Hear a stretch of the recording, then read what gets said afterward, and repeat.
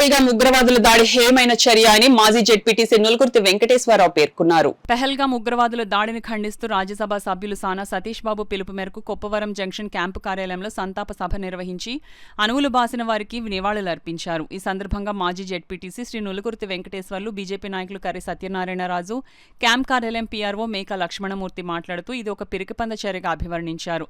ధీటుగా జవాబు ఇవ్వాలని కోరుకున్నారు. అలాగే 26 మంది మృతుల స్మృతిలో 26 మొక్కలు నాటాలనే ఆలోచనలో ఉన్నట్లు తెలిపారు. ఈ సందర్భంగా వారి ఆత్మకు శాంతి చేకూరాలని 2 నిమిషాలు మౌనం పాటించారు. ఈ కార్యక్రమంలో మాజీ డిప్యూటీ మేయర్ అరిగెల శ్రీనివాస్, సానా సతీష్ బాబు ఫౌండేషన్ చైర్మన్ తలాటం హరీష్, చింతపల్లి అర్జున్, బోళ్ల కృష్ణమోహన్, చక్రధర్రావు, నాగిరెడ్డి బుజ్జి, రామునాయుడు, దుర్గాప్రసాద్, దొరబాబు, అనిల్, నాని, బల్లా శ్రీనివాస్, శేషు, కోటిపల్లి సతీష్, వాసు, కేవీవి సత్యనారాయణ తదితరులు పాల్గొన్నారు. అనతి కాలంలో వస్తున్న మన సంస్కృతి వ్యవహారాలు అనేకుల in respect of caste, creed, sex, religion, reason, India is one, unity in diversity. భారతదేశంలో 26 రాష్ట్రాలు, అనేక భాషలు, 162 క్యాస్ట్ సమ్మేళనంతో ఒక సంపూర్ణ అనేక కులాల, మతాల, వర్గాల, ప్రాంతాల సమ్మేళనంగా బతుకుతుందని ఈ దేశంలో మత విద్వేషాలు రేగొట్టించాలని హిందువులనే ఓచుకోట పోస్తున్నట్టు నటించి భారతదేశంలో శాంతి భద్రతను తుంగలో తొక్కాలని దాని పర్యవసానంగా భారతదేశంలో అంతర్గత యుద్ధం ఏదైతే నాంది పలకాలని ఏదైతే పాకిస్తాన్ పన్నాగాలు పడిందో అది దేశ ప్రజలు మొత్తం చూస్తున్నారు. ఈ దేశ యుద్ధ కాండ ఈ పరిణామంలో అనేక దేశంలో ఉన్న అన్ని ప్రతిపక్షాల్లో ఉన్న కావచ్చు, అట్లాగే మన వక్స్ బోర్డులో వ్యతిరేకించిన అసదుద్దీన్ ఓవైసీ దేశం అంతా ఐక్యత తెచ్చారని వాళ్ళకి అర్థం చేయట్లేదు. ఏదైతే 1947లో పక్క దేశానికి కూడా ఒక వాటర్ రిసోర్సెస్ ఇవ్వాలని సింధు ట్రీటీ, ఇండో సింధు ట్రీటీని కావచ్చు అన్నీ కూడా విపరీతంగా చేయడం ఇదంతా జరిగింది. ఈ యొక్క దుష్కరానికి రాబో రోజుల్లో మన దేశానికి మార్గదర్శి మహాత్మా గాంధీ నాన్ వైలెన్స్కి ఎంత ప్రోత్సహించారో ఆయన చేతిలో ఏదైతే గీత ఉప్పు ఉంది, ఈ భగవద్గీత, ఆ భగవద్గీతలో ఉన్న సారాంశం ఏదైతే ఉందో దుష్ట చతుష్టయాన్ని ఏదైతే సంహరించాలని, అలాగే అధర్మం మీద ధర్మం గెలుస్తుంది, భారతదేశం చూస్తూ ఉంటుంది.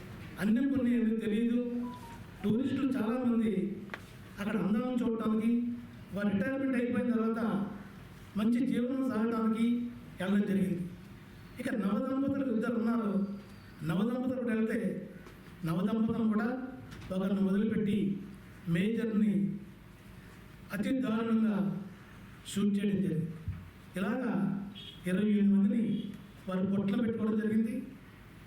సుమారు 20 నుంచి 30 మంది ప్రస్తుతం హాస్పిటల్లో ఉన్నారు. ఇటువంటి పరిస్థితుల్లో మన ఈ విషయం తెలియజేయడమే ప్రధానమంత్రి మోడీ గారు, అమిత్ షా గారు క్యాబినెట్ మీటింగ్ చేసుకోవడం, దీన్ని ఖండించడం, అలాగే వెంటనే జరిగిన ప్లేస్కి అమిత్ షా గారు పంపడం కూడా జరిగింది. ఈ విషయంలో నారా చంద్రబాబు నాయుడు గారు, పవన్ కళ్యాణ్ గారు కూడా వారికి తోచిన విధంగా వారు చేయడం జరిగింది.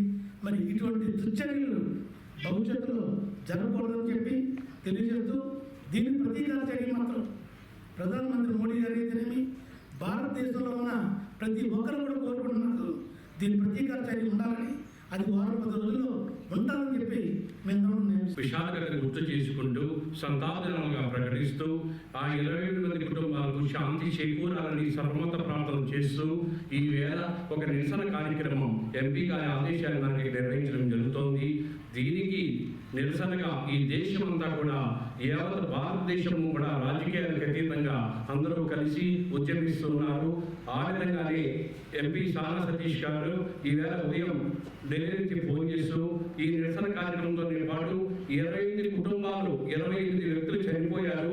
ఆ 28 వ్యక్తులకు కూడా చనిపోయిన వారందరికీ కూడా ఒక మొక్కలు నాటే కార్యక్రమం మనం చేయాలి. వారు ఆ మొక్క రూపంలో సజీవంగా ఉన్నట్లు మనం గుర్తించాలి అని చెప్పి ఒక చక్కని సందేశాన్ని వివరించారు ఆయన. అదేవిధంగా ఈ దుశ్చర్యను ఖండిస్తూ మేము తప్పకుండా కూడా ఈ నిరసన కార్యక్రమం చేపడుతున్నాము. అదేవిధంగా మోడీ గారు, చంద్రబాబు గారు, పవన్ కళ్యాణ్ గారు అందరూ కూడా దీని మీద ఖండిస్తున్నారు. మరొకసారి వారి కుటుంబాలకు ప్రగాఢ సానుభూతి తెలియజేస్తున్నాం.